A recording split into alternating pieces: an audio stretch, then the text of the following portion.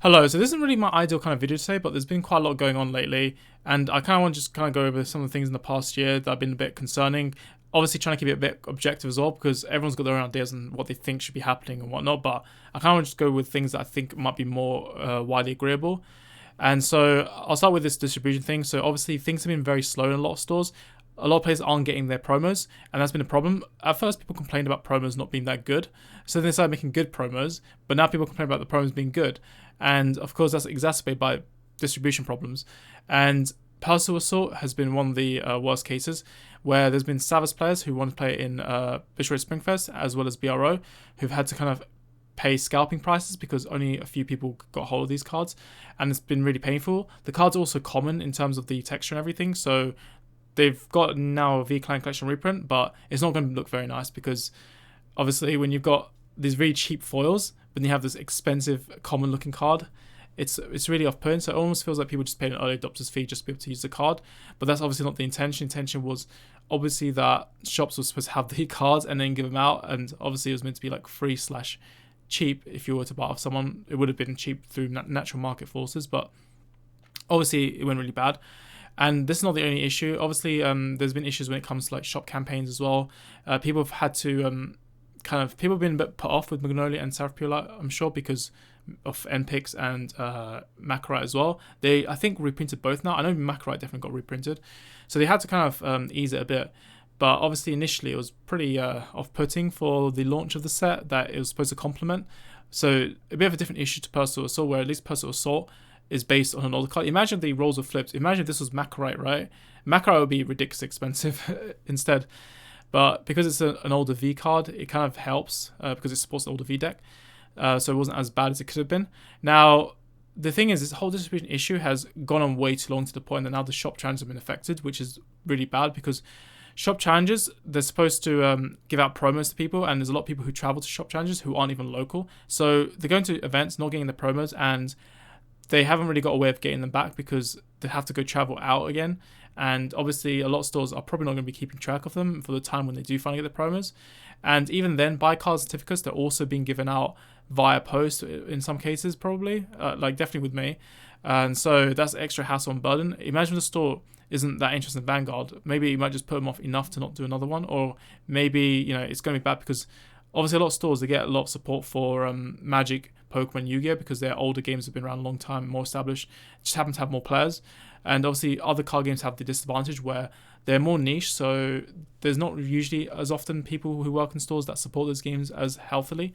So there's that problem as well, which could come back to bite, but it's been very worrying. And then obviously with the other shop challenges, so the schedules and things, they've kind of come out late. So BRO originally was also late, so I was kind of worried about Shop Challenge and also with Bishop Road Championship Series.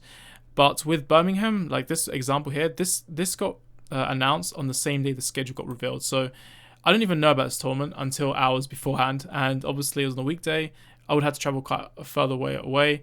It ends up getting very low turnout, of course, and there's almost like a free buy card in a way. Obviously, as well, the judges also didn't happen to know about this, so that didn't help either. But the idea of shop challenge should be to try and drive more people to come because you give a bit of publicity, you bring more attention to the stores, and then people try and find time in their calendars to then come down. Obviously, it didn't happen here. There were even some events that happened actually literally already by the time they announced it. So it wasn't even just this one. There was actually some that already happened. So that wasn't helpful either. And also the thing with Latin America, North America is Texas, Houston. This got announced 3 weeks ahead of time, so people had to scramble, get their holidays booked, as well as getting their flights and accommodation, etc.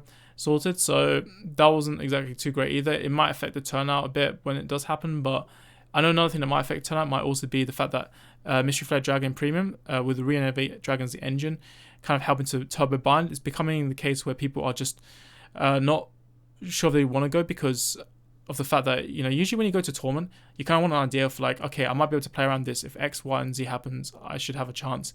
But instead, it's been a case of I just hope my opponent bricks, and that's not very good.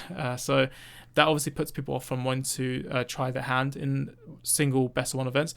This could have probably been better in Springfest because at least you can fall back on the other two members, and obviously like Nightmare Dolls, for example, didn't end up being as much of a headache for people because they had their teammates to fall back on as well. So That's just one example of it, or Mega Colony as well. And then Europe, I want to also talk about Europe, where Italy, they actually announced, they announced all these events, but everyone thought that every single one of them, the winner would get a paid invite to Worlds. Turns out Italy is doing the same thing as last time, where the winner goes to UK Nationals, gets sponsored for that, which is kind of a weird prize because it's like winning a Nationals to go to another Nationals, which is kind of dodgy. But then they also had to U-turn again because it turns out UK was 2 weeks before Italy, so they changed it to now France, which is still to be confirmed as the prize. But the thing is it would be probably better they gave the prize as going to Worlds, but like obviously it does seem like they want to lower the budget, right? So what if they just did accommodation? Like maybe that would have been more appreciated if they just had like some sort of part funding for at least the accommodation, and then they just cover the travel themselves.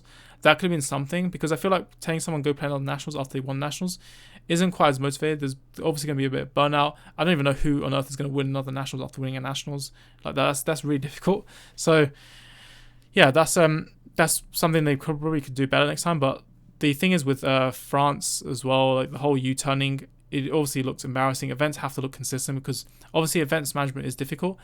A lot of things can change as things are beyond control. Obviously, we've come out of a pandemic as well, so confidence in events is in a bit of a rough place. And so this stuff doesn't really help either when it comes down to it. So there's obviously been a lot of falling behind schedule, I think, that's been going on with events and things lately, because it does feel like a lot of stuff has been getting announced late as well. Obviously, I can understand it's quite challenging. Now, another thing I want to talk about is the misprints. Like Record of Ragnarok, they have a title booster and they've also got a start deck. And the start deck is obviously an entry point for new players. The problem is if they see this, like 7As written there, like randomly, which is an obvious error, that might put people off from actually playing the game, like going beyond the entry point and actually committing more to the game. So that's a bit of an embarrassing moment that could hurt a little bit there. I'm not sure to what extent, obviously, it's not really measurable. But then other things that they've done as well is like they've done some reprints that are a bit damaging to the actual game because people might not even notice that they're misprinted, so they can't even look up the errata if they don't even realize it. So it says here, choose up to 2 cards regarding its name and then put them into your sort. Obviously, it's supposed to be from the drop zone. And then obviously another card from Clan Collection previously. I'm using examples of cards that I actually play myself that I can remember off the top of my head. I'm sure I can find a whole handful because people keep going on about them. At the end, about your grade 3 or greater Vanguard with Witch, which is, by the way, meant to be just Vanguard with Witch, attacks a Vanguard, which is also supposed to be grade 3 or greater.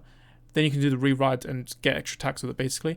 But the thing is that the whole idea is that your opponent being on grade 2 or less isn't supposed to use a skill. That's why it says grade 3 or greater Vanguard being attacked, because that way you stop witches from being overly popular compared to other Oracle Think Tank decks. Otherwise, most people just play this version and never touch Battle Sisters or Susano or Tsukiyomi, etc.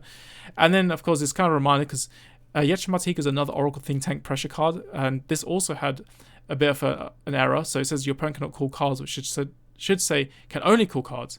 So that's also another issue, but obviously this is from ages back. But the problem is that the quality control has gone worse lately, it seems like. And obviously that needs to be addressed, because rushing through this product and releasing it, if it's all faulty, is going to cause a lot of migraines for people. And I think, like, at this point, this game has way too many erratas that are based on errors, but only a couple of erratas that are actually intentional. So that's kind of bizarre. Then next we've got the whole thing with witches. So as you can see here, this Ket Sanctuary Witch. Ket Sanctuary is obviously a new concept. The whole nation thing is not something that's been done much. Only a few like dragons from the G Zone have done that. So we've got that whole system now, and obviously with the localization, it doesn't really future-proof like these sort of ripple changes in the game.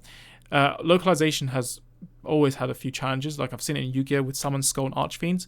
Obviously didn't account for Archfiends becoming a thing later on. Frog the Jam didn't account for frogs becoming a thing. Obviously there's a whole thing, there's like the heroes, the elemental heroes, then didn't account for like obviously Destiny heroes you had after that. Then you had evil heroes, you had all these other heroes, Mars heroes, Vision heroes, etc. And they had to kind of try and differentiate all that from Oscular heroes. So they tried to simplify it. Rather than just having every card like Stratus keep errating and adding a new hero type every time, they just went for stylized heroes and then just differentiate Oscular hero out. So they've all tried to address it. Even in the Japanese Vanguard game, they also tried to address any sort of ruling holes and things. But the thing is in the Japanese version of the game, this says Maho for witches, but the other one, the Oracle Think Tank one, says Witchy. Obviously in the English game, they both say Witch. So they're both meant to be two different subclans in the OCG, but in the English game, they've made them both the same subclan by literal translation, and not by intent either, clearly, because localization, obviously oversight over there, and didn't really age well. So this has been a real problem, and they've ignored this for over a year, and they should really be addressing this. This is one of those things that have to be addressed, and I don't care how small it is, like how it's, you know, not played by as many people. There are a lot of casual players as well. There are a lot of people who just want to play Witches, and there are people who may even consider playing this, or maybe it's just someone who's going to troll and try and create a headache at an event, and then you just make life harder for people. But these things have to be addressed. Like, no small thing should be ignored in any card game. Like, every rule has to be addressed. Like, there has to be a clear understanding on anything that you can and can't do. And it's come to a point where judges had to do unofficial rulings over it. And then I want to kind of move on to also mentioning BRO briefly. There is a lack of moderation on the streams. So trash talking, bullying, like any of that stuff, it's very easy to get away with it. And obviously that's really off-putting for people who want to maybe consider playing BRO, especially if they could be subject to that kind of treatment. And the fact they didn't moderate that on their own official platform is questionable, and they really should think about that. And then another thing, I kind of want to talk about Premium quickly. So on Premium, they've had 2 bans that kind of started off the whole banning trend, which is Ichikishima and Ellie. But I've noticed since then we haven't had an unban. So the thing is that normally you see, like before, we've seen unrestrictions happening, right? And also we've seen it with V format. We've recently seen it with Percival. And the thing is also Yu-Gi-Oh!, a game that's known for heavy bans, has also lifted bans a lot of times on cards. But we've not seen it happen in years, I think, in Premium now. It's been quite a handful of years, like maybe 4 years or so. Premium Collection 2019 was when it started, so it's been 3 years. And that's obviously kind of a concern, because it kind of gives off the idea that maybe they're not reviewing the Premium restriction list, and it just goes back to the whole idea of like Premium isn't being looked at as much.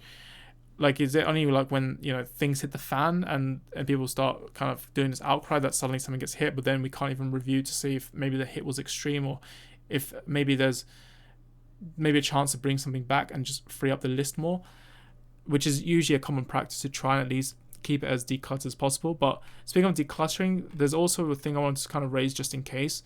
Maybe they've decided not to do it anymore, because we've only seen it happen once ever in this game's history, which is Overdress early on set 3. Basically, a Shooter, this card, if you have 7 or more in Soul, it gets 5k shield, but then when it's retired from Guard, you can put it back into your Soul. So the Dentarian can call it back out when you would call it Guardian, and that would lead to like infinite guarding. Well, sort of. It's more like every battle you have a lot of shield, so you can then just keep reusing the same cards for the Guardian for another battle after that. And when people pointed this out, instead of doing an errata during the design stage, we just had an announcement from K-Tomori saying, on this day we're going to like reveal something, right? They reveal a restriction list. So they're fixed. Instead of fixing the lack of proofing around the clan cards, then they end up just kind of making a bit of a mess and adding a new restriction when they could have just easily avoided it. And obviously the whole point of restriction list is supposed to be for extreme scenarios, but really design should always be preventive. And it just feels like, because people already had concerns about nations and how they could maybe mess up clan fight format, obviously it's still happening right now. Like Meg Colony, people talk about it a lot. Like Meg Colony and Stockea, for example, is a good example of one that people were especially concerned about. Because of things like that, obviously it just kind of comes across as complacency and not really like trying when it comes to card design, and that's obviously a bit of a worry. So I kind of want to mention that as well. But maybe they're not doing it anymore. It only happened once. I hope this is the only time it ever happens. Obviously there's other things I can talk about in Overdress early days that were definitely iffy, like all the U-turning that happened as well. Obviously it wasn't a good look, but it seems like Overdress is in a bit of a better place than it used to be, so that's at least something. So I think that's more or less it. That's all I want to really focus on now. So let me know if there's anything you thought I maybe overlooked, and I guess I'll see you guys later. Bye.